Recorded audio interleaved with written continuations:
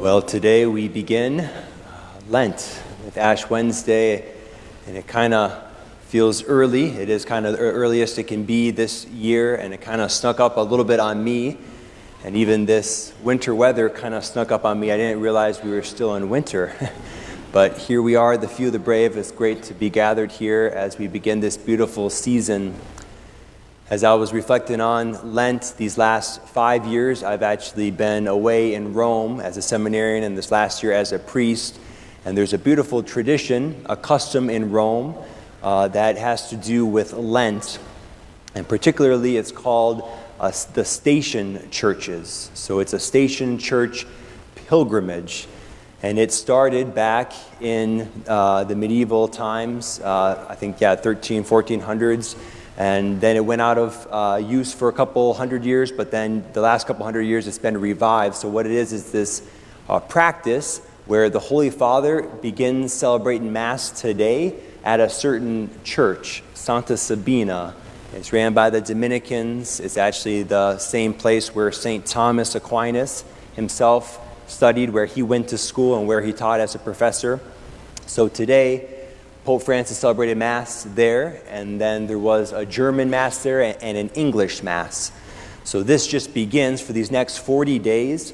There's a different church that people will actually walk to on pilgrimage in a different location in the city of Rome to celebrate the daily Mass there for the next 40 days of this Lent season until we actually arrive at Easter, at the Easter Vigil.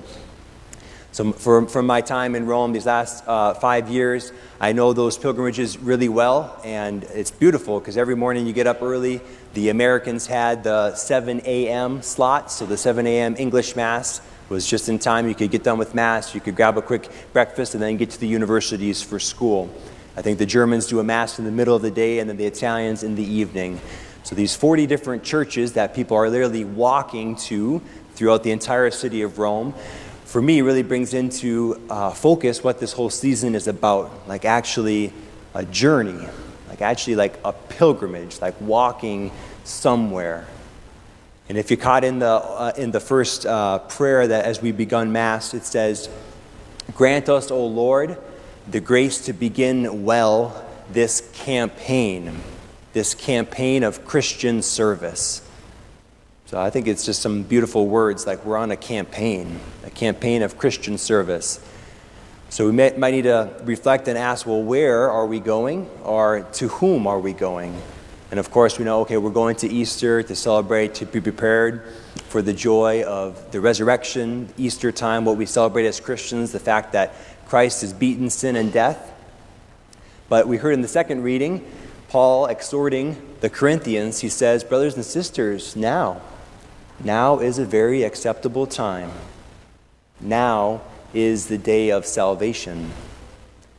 So I want to frame this whole season of Lent, so as we actually begin seasons of intentional trying to fast, penances, try to give something up, try to grow in holiness, that we're going to meet Jesus at the resurrection at Easter, but he's here now.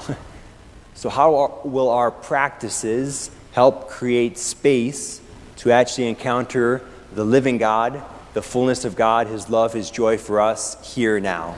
We don't have to wait for 40 days. We can actually say, I want to live this Lent and draw closer to him here now. The first reading was from the prophet Joel, and that's exactly what he spoke about. It says it's not about rending our garments, sitting in sackcloth and ashes, but we need to actually rend our heart.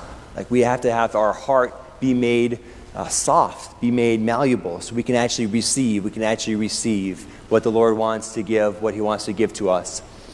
So even today as we begin fasting, the church asks us to fast on Ash Wednesday as well as on Good Friday, and then throughout these Lenten Fridays we will abstain from meat, little sacrifices.